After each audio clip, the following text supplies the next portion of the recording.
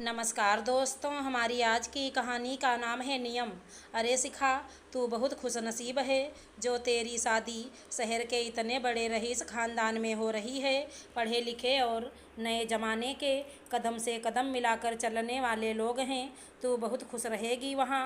तेरे ससुराल वाले तुझ पर कोई पाबंदियाँ नहीं लगाएंगे। नए ज़माने का ससुराल मिला है तुझे तो। शिखा की सहेलियां शिखा को छेड़ते हुए कह रही थी, बहुत ही खूबसूरत थी शिखा। एक फंक्शन में रचना ने शिखा को देखा था और उसकी खूबसूरती पर मोहित हो मन ही मन उसे अपने भाई अंकित के लिए चुन लिया था। रमाकांत कटियार शहर का जाना माना नाम, उनका अपना कोचिंग इंस्टीट्यूट है। रमाकांत जी खुद उसका संचालन करते हैं। उनके 2 बेटियां और 2 बेटे हैं। बड़ा बेटा केंद्रीय विद्यालय में शिक्षक है और छोटा बेटा अंकित नगर निगम में जेई है। रमाकांत जी की दोनों बेटियों और बड़े बेटे का ब्याह हो चुका है। अब सिर्फ छोटे बेटे अंकित का ब्याह होना बाकी था, जिसके लिए रचना ने शिखा को चुना था। और जब इतने बड़े रईस ख़ानदान से रिश्ता आया तो शिखा के पिता रंजीत जी मना नहीं कर सके।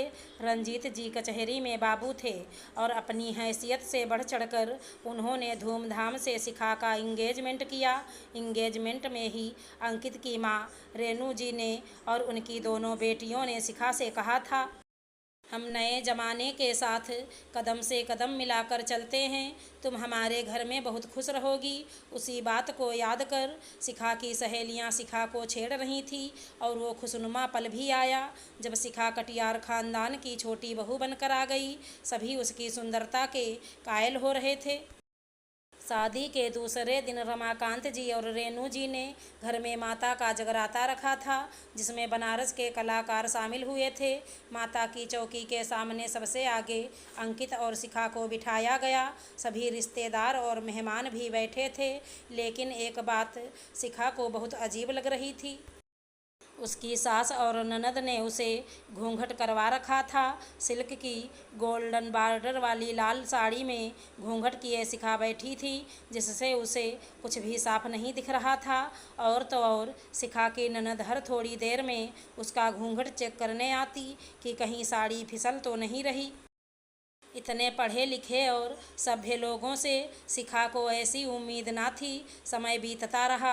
शिखा के ससुराल में उसे किसी चीज़ की कमी नहीं थी। हर तरह की सुख सुविधाएं थी वहाँ। लेकिन शिखा ने एक बात नोटिस की, हर चीज़ में सास ससुर से लेकर बेटे बेटियों तक सभी की सोच पुरानी थी।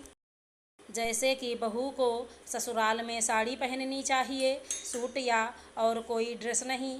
जब कोई मेहमान आया हो तो घर की बहुएं बाहर नहीं निकलेंगी, अगर निकलेंगी भी तो घूंघट करके। ये सब पाबंदियां सिर्फ शिखा पर ही नहीं, उसकी जेठानी नमिता पर भी थी। और रेनू जी खुद भी सर पर हमेशा साड़ी का आंचल रखे रहती थी। मानसून ने दस्तक दे दिया था। सावन का महीना आरंभ हो चुका था और शिखा के पिता रंजीत जी शिखा के ससुराल में पहली सावनी लेकर आए थे। रेनू जी ने उन्हें बिठाकर शिखा के कमरे में जाकर शिखा को बताया कि उसके पापा आए हुए हैं।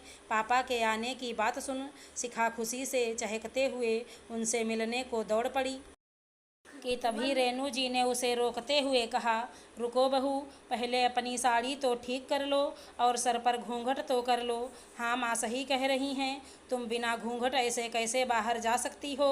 अंकित ने भी अपनी माँ रेनू जी की बातों का समर्थन किया। शिखा ठिठक गई और अचानक से पीछे मुड़ी। इतने दिनों से इस पुरानी परंपरा को ढो रही थी, लेकिन आज तो अति हो गया था। अपने ही पिता से मिलने के लिए उसे घूंघट करना औचित्य नहीं लग रहा था।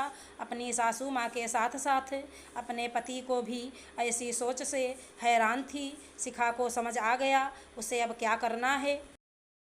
उसे अब इस पुरानी परंपरा का विरोध करना है। मैं अपने ससुर जी या जेठ जी से मिलने नहीं जा रही सासू माँ, जो घूंघट करके जाऊँ। मैं अपने पापा से मिलने जा रही हूँ और अपने पिता से मिलने के लिए एक बेटी को घूंघट करने की क्या ज़रूरत। पढ़े लिखे या उच्च ओहदे पर काबिल होने से कोई नए ज़माने का नहीं हो जाता सासू माँ। नए ज़माने के साथ चलने के लिए नई सोच का होना भी बहुत ज़रूरी है। पुरानी रूढ़वादी सोच और परंपराओं की रस्सी से बंधे हुए हैं आप लोग। पहले उस रस्सी को तोड़िए, पुरानी विचारधाराओं और पुरानी परंपराओं से बाहर निकलिए। और अंकित जी, आप माँ तो पुराने ज़माने की हैं, 70-80 के दशक की, तो उनकी सोच तो वैसी ही होनी स्वाभाविक है। लेकिन आप तो नए ज़माने से ताल्लुक़ रखते हैं, तो आपकी सोच इतनी पुरानी कैसे हो गई? आप माँ की पुरानी सोच को समर्थन देने के बजाय उनकी सोच को बदलने का भी प्रयास तो कर सकते हैं ना। लेकिन कोई नहीं, मैं अब इस पुरानी परंपरा को नहीं निभा सकती, इसलिए मैं अब और घूंघट नहीं कर सकती, कहते हुए शिखा बिना घूंघट अपने पिता से मिलने बाहर चली गई। रेणु जी और अंकित एक दूसरे का मुंह देखते रह गए। शिखा का आत्मविश्वास से भरे शब्द सुन नमिता ने भी अपना घूंघट हटा दिया था। दोनों बहुओं का विरोध देख रेणु जी की फिर कभी हिम्मत ना हुई उन्हें घूंघट के लिए टोकने की, और धीरे धीरे कटियार खानदान में पुरानी विचारधाराओं का अंत होने लगा। अगर हमारी कहानी पसंद आई हो तो चैनल को लाइक, शेयर, सब्सक्राइब करें। धन्यवाद दोस्तों।